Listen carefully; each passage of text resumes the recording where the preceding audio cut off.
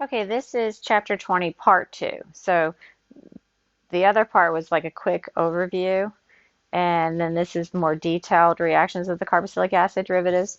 Even though we have a lot of slides here, it probably won't be more than 20 or 30 minutes, so I will kind of speed through some of these slides, and at that point you can go back to the previous lecture, 19 and 20, in which I covered that, because I'm not going to cover it twice.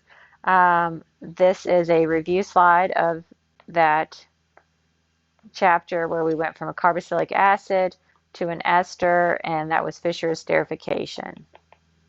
So Fischer esterification was already introduced. You need an alcohol, so there's your alcohol, and you need an acid, and so 3 only. Okay, which of the following is the most reactive in nucleophilic acyl substitution? So hopefully from that slide, this would be review, and this is the most reactive acid chlorides. This would be second, acid anhydrides. These do not, no need for acid catalyst. Then the third would be esters,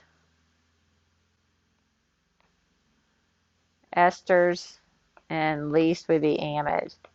And these would definitely need acid catalyst. Okay, like I said, this is chapter 20, but I've already introduced the mechanism, which is nucleophilic acyl substitution.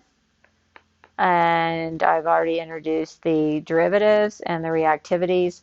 So I will be kind of quickly going through this section in this chapter.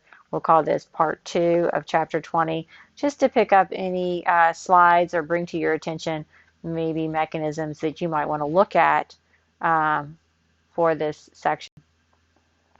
We've already talked about looking at what the group bonded to that carboxyl determines its functional group.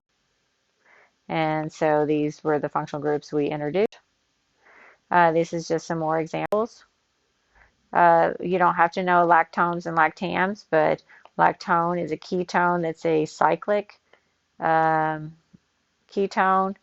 And then lactam, which you see in beta-lactams of penicillin, is a cyclic amide.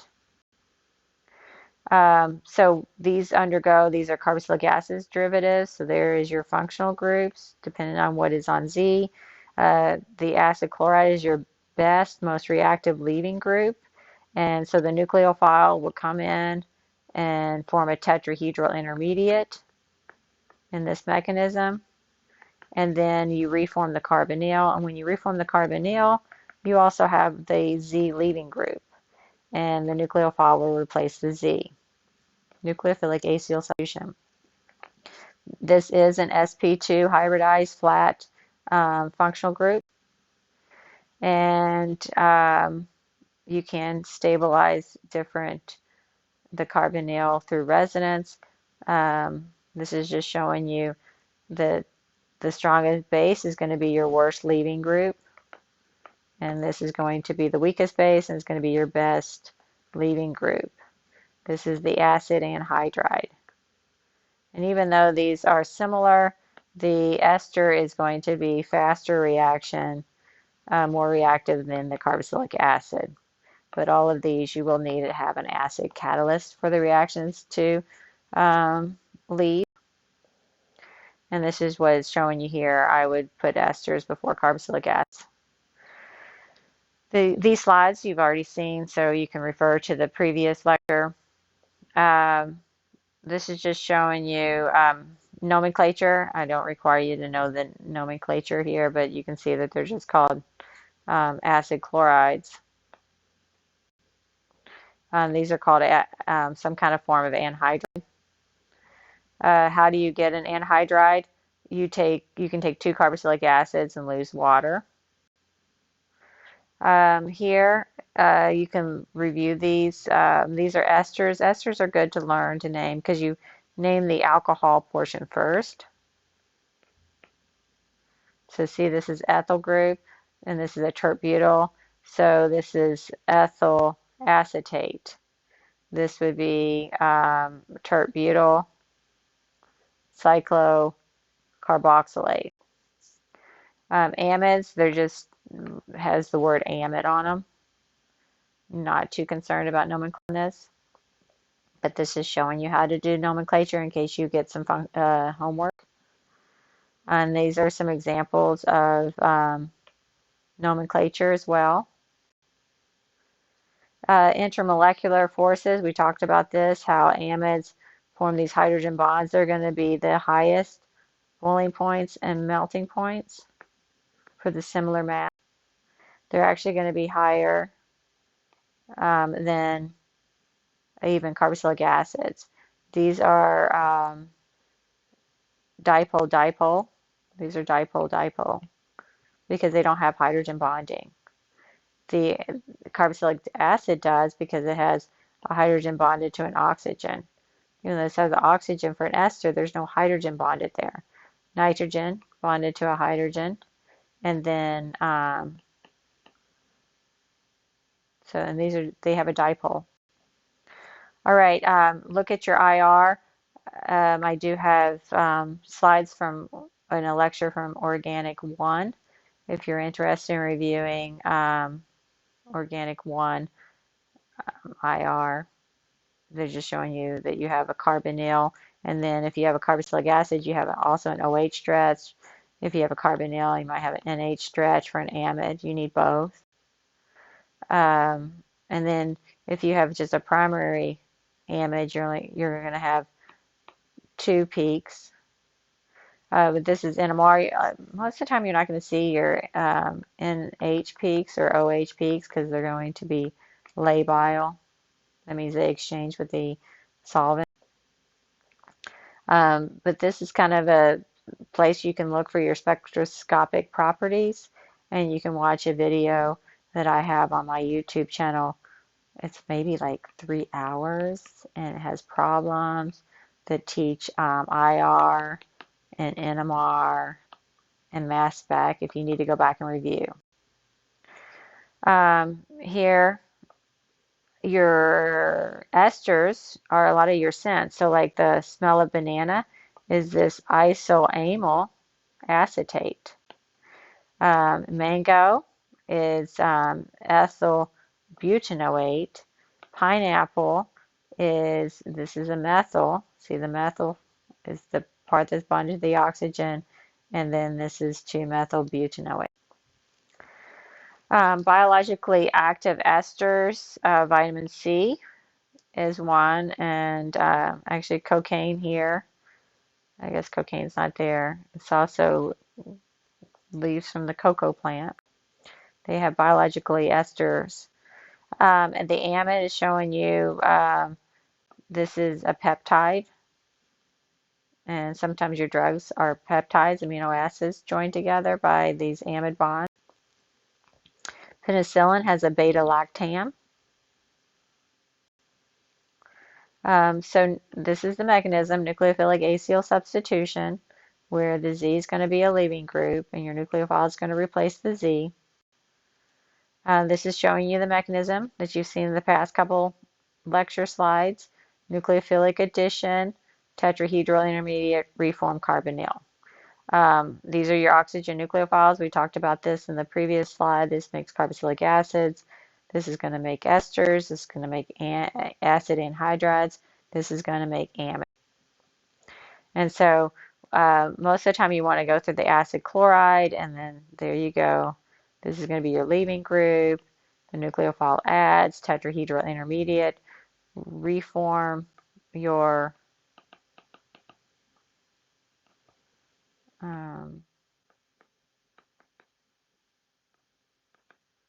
actually this would be 1, 2, 3, 1, 2, 3, 1, 2, 3. I have an H, and then it would be a plus, but you could depronate that. But the important thing is this leaves, you form your carbonyl, and now you have an amide. Here you're going to have to protonate the OA, the carbonyl, and then you're going to get the nucleophilic addition to make your tetrahedral intermediate. This will get protonated and leave to make the ester. I've gone over this reactivity. We've talked about this mechanism, and we force the Z group to be a great leaving group if it's acid chloride, or acid anhydride. We don't have to worry about it, but we do have to push and add acid catalyst if it's an OH or an OR or NH2, okay, because those are not good leaving groups. And so this is just showing you when you have different nucleophiles, the different functional groups you can get. And here, a lot of times you add pyridine to soak up the HCl byproduct. So whenever you're got an acid chloride and you want to add a nucleophile, a lot of times you add pyridine to pick up the acid that's the byproduct. Here's an acid anhydride. Here you add pyridine and water to make carboxylic acid. Here you want to make an ester. These are different ways to get the primary, secondary, tertiary amide depending on what kind of amines you react. Amide formation is just showing you the different amine. This is showing you DEET, di-NN. That's a way to name amides. It's the N substitution. So here it's di-substituted N diethyl toluene. That's DEET. Okay, so an acid chloride, the nucleophile will add to the carbonyl to make a tetrahedral intermediate. You reform the carbonyl, Cl is the leaving group. That's how you make an acid anhydride. If water is your nucleophile, you make your tetrahedral intermediate. You see how they're deprotonating this to make it neutral. Acid anhydrides will convert to other products. You can add nucleophiles because this is a good leaving group. And it's such a good leaving group, you don't have to add acid list. And this is just showing you if you have an acid anhydride as your starting material, these different nucleophiles. If you have water, you're making carboxylic acid. Alcohol, you're making ester. Amine, you're going to make an amide. And so this is just showing you an example. Once again, you have your nucleophile add, tetrahedral intermediate, and then you can do the deprotonation if you want. But what I need to see is the reforming of the carbonyl, and this is your leaving group, so you just make that leave. And that's what this is showing you to get an amide. You can deprotonate that before or after, I'm not concerned. Okay, so acid anhydrides, if you have a carboxylic acid, you can add it there. That's kind of interesting. It actually goes on it makes an ester instead. So this is your better nucleophile, and this is going to come up here. And what you can do is, and it's okay, it's accepted, this double-headed ester leaving group. I've seen that in like the Klein book. I don't usually allow students to do that with aldehydes and ketones because I want to see your tetrahedral intermediate. But if you're not going to show your tetrahedral intermediate, then you can do this, and it shows that this goes up and then it reforms the carbonyl, and you have this as your leaving group. And it's like a shorthand way to show the tetrahedral intermediate. And as beginner students, I sometimes want to see that tetrahedral intermediate, so I know that you're thinking of the tetrahedral intermediate. This is how heroin is made. So you take this morphine, and these OHs are pretty polar, right? OHs are pretty polar, and heroin is a lot more potent because you acetylate the OHs, and now they can get across the blood-brain barrier, which makes them more potent. So it's just it's actually heroin is synthetic, and you use acidic anhydride to acetylate those OHs. All right, so this is acid-base chemistry with carboxylic acid. This is review. This is important. You want to be able to make an acid chloride. And then once you get an acid chloride, you can make any other derivatives. How do you make an acid anhydride? With a diacid, you just heat it and lose water. This is Fischer esterification. These are all the reactions I expect you to know for functional group transformation. Carboxylic acid, sulfuric acid, catalyst, and an alcohol. And then to make an amide, this is like horrible way to make an amide. Don't do it. Don't do it. Okay, you can go from a carboxylic acid and you can react that with thionyl chloride. That will be fine. And then you can react it with an amine to make an amide. That's one way you can do it. The other way is this DCC with the carboxylic acid. And this is actually the way you would make it if you were working in industry. This would be the preference. So we'll talk about that reaction. So here, thionyl chloride gives off SO2 gas and makes your acid chloride. And you can do that with any carboxylic acid. And then you can convert acid chlorides to any carboxylic acid. This is the mechanism. I'm okay with not knowing that mechanism, but here it is if you need it. Okay, so I do want you to be able to do the functional group transformations here. I want you to see that, oh, this is an OH, a carboxylic acid, to an acid chloride. And then I want you to know that to do that, you need thionyl chloride. So you need thionyl chloride. And then I want you to see that this is an acid chloride and it goes to an amide. So then you can use your amine because you need an amine to do that. I do expect you to be able to do that. Okay, Grignard. Grignard, this is a strong nucleophile. You're going to have your tetrahedral intermediate, and then this is going to leave, and you're going to get the new nucleophile with Cl leaving, with that being CH3. But that's not just going to make a ketone because you got a Grignard, so you got to recognize that the ketone is more reactive. So this is going to also come in and add again to the ketone to make a tertiary alcohol. So the answer is D. Dehydration of carboxylic acid. So here, this is a common way to make an acid anhydride. Just add heat and lose water. A lot of times you add a dehydrating reagent. This is Fischer esterification. So you need to be able to see that. This is a carboxylic acid with an alcohol and a carboxylic acid, well, sulfuric acid catalyst makes an ester. So if you do ethanol and an acid with carboxylic acid, you're going to make the ethyl acetate. So the portion of the ester comes from, see my retro is the alcohol. So I do expect you to be able to do retrosynthesis where you could see that this is going to be methanol. You need sulfuric acid, H2SO4, and then the portion, this would be your carboxylic acid. But this comes from ethanol.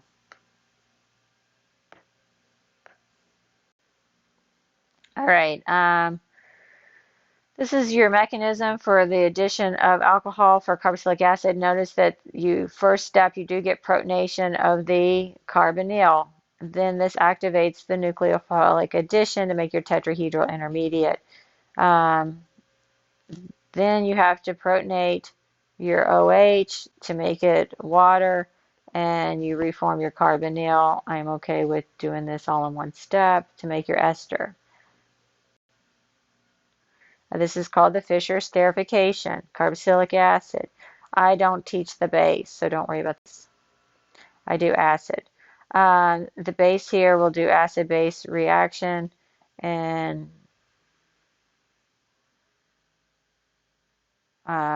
yeah, no worries there. This is no worries there. When you want to go to a carboxylic acid to an amide, go through thionyl chloride and then the amine. Don't do this. Okay, DCC and amide formation, this is good. These are these carbodiamides, okay? Carbodiamide. This is a carbodiamide. You can buy all kinds of them. This is dicyclohexyl. So they have different acronyms based on what is bonded to the nitrogen. These are dehydrating agents. They're called dehydrating agents. because they will take one molecule of water. Okay, so if you do have a carboxylic acid and you have an amine, you can make an amide by losing the OH here and the H here. Okay, and there's the water. And where does it go? It goes on this carbon to make the carbonyl, and then these nitrogens get the water. This is actually called a urea. So this is urine, urea. So this is alkylated urea. And this makes an amide bond. Can be done mild at room temperature. This is an excellent reaction. So here you can just add your amine if you want to have a carboxylic acid with DCC, and you can make the amide functional group. And so this is the mechanism. You don't have to know the mechanism, but basically the methodology is the nitrogen deprotonates the carboxylic acid, so you're doing an acid-base reaction, and then the oxygen that's going to become the leaving group connects to the carbon. Now this becomes a great leaving group. So it's kind of like what you saw in previous mechanisms. Now the nucleophile can add to the carbonyl. You can form your tetrahedral intermediate, and then what's going to happen is you're going to reform your carbonyl, and this whole group is going to leave. Okay, and so that's how you make your amide. So this is activating the OH of the carboxylic acid to make a great leaving group. And that's what DCC is doing. And it's doing that by taking away one molecule of water. So there's the H and the OH.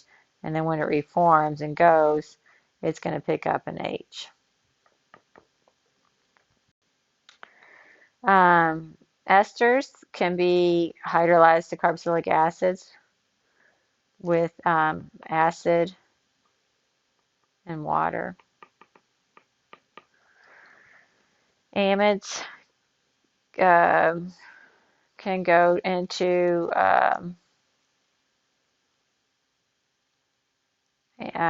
esters. It's okay. Yeah, but you need a little bit of acid, and you have to be careful because you don't want to shut down your nucleophilic site. This is just showing you the first step is protonation, and then your weak nucleophile, whether it's an alcohol, water, or a, because another ester, you could have a different alcohol, and then this could attack, and that would be called transesterification. And you're changing out one ester for a different ester, depending on what the nucleophile is. But you're going to need acid catalyst for these.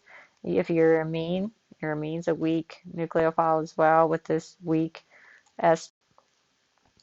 So this is just showing you, this is called saponification.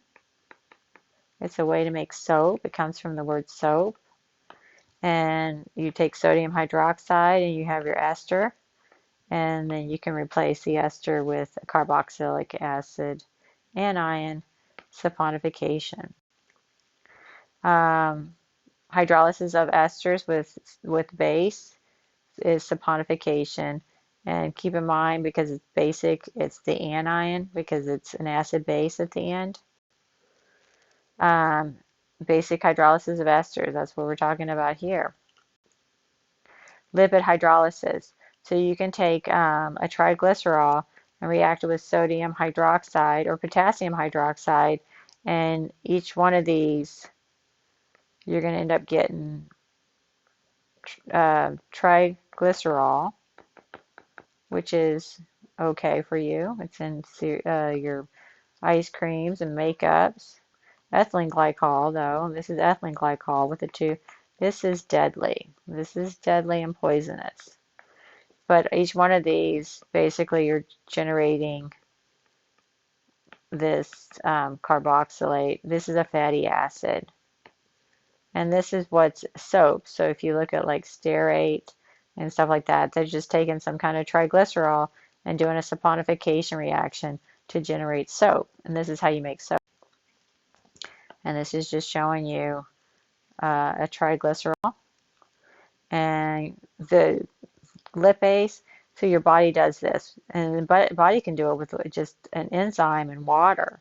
And so you get the triglycerol, and each one of these become your fatty acids. And these are released into your blood when you need for energy, and then the cytoplasm. Lestra, this is it was actually made by P&G. It was put into like the Pringles potato chips back in the 90s, the 1990s. It's actually kind of fascinating. Um, this history of Lestra, if you look into it, it was a scientist who was trying to um, increase the absorption of milk for babies. And the nice thing about it is the more esters you put on there, it tastes fatty. Okay, so the taste is fatty, but this does not absorb. So this does not get absorbed into your blood. So it'll just pass through your gut and system. It does cause diarrhea, okay, which makes sense, right? Because it's not being absorbed. So it tastes fatty, but the problem is, and it got stopped by mass production at FDA because your fat soluble vitamins, what are they, right?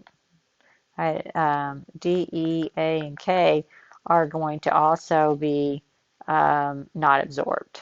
So that was a problem with Olestra. This is showing you soap formation, saponification. When you take this triester and you do a saponification reaction, you make soap. Reaction of amides. Amides are really slow and miserable to convert to other derivatives. Um, that's a good thing, folks, because your peptides and proteins, you want them to be very stable, okay? You want them to resist a lot of chemical reactivity. So you will be putting strong acids or strong bases to make them carboxylic acids, and you're going to have to reflux probably for the weekend. And this is just showing you that mechanism. The beta-lactam is in penicillin. It's an intramolecular amide. And some people are allergic. This is just showing you how the mechanism works in antibodies with their enzymes. All right, so this chart is showing you how to go to different derivatives. An acid chloride can go to all of these, folks, okay? And so how do you get to an acid chloride? You can take a carboxylic acid and use thionyl chloride to get to an acid chloride. Acid anhydrides can as well. They can go to all of these, okay? Except it will not go to an acid chloride, okay? So that you'd have to go if you want to go to an acid chloride, you would need to go to a carboxylic acid, and then you'd have to go by thionyl chloride. Esters can go to a carboxylic acid and an amide. Okay, and so here, if you were an ester and you needed to go, you can go to thionyl chloride. You can go to different esters as well. Amides basically can't do any of these except carboxylic acid, and like I said, you're going to have to do some harsh conditions. Natural fibers, so your proteins are wool and silk. They're made of these peptide bonds. These are natural fibers. Your cotton and linen are these acetal functional groups of the sugars, and these are polymers. How do you make the polymers? You can do these reactions. This is an amide. So you can make nylon doing amide bonds. Polyethylene terephthalate is an ester. So you can see the esters. That's polyester. This is Fischer esterification. Biological applications, acetyl-CoA will make the acetyl group and make a thioester. That's pretty common. You can get acyl transformation. So now this is a transesterification, acetylcholine. So this is showing you the thioester of a fatty acid. You can get acyl transfer, and then that can make your different cholesterol derived particles. All right, so what is the major product in this reaction? So I really want you to be able to do the functional group transformation, carboxylic acid to what? A ketone. All right, so um, you know that carboxylic acid, one of the best pathways is to go to a an acid chloride. So that's what each one of these do. What would this one do? This is Fischer esterification. Do you see how you have an acid catalyst and an ethanol? So the ethanol is going to be an ester. This is a ketone. Um, Problem with Grignard with this is going to give you the tertiary alcohol. This is an electrophile. This is an electrophile, so you have no nucleophile. So that would be no reaction after the thionyl-chloride. And then we have this one here with the cuprate. Remember, cuprate will add one R group. So this will get replaced with one R group. So that would make it a ketone. So D is your answer here.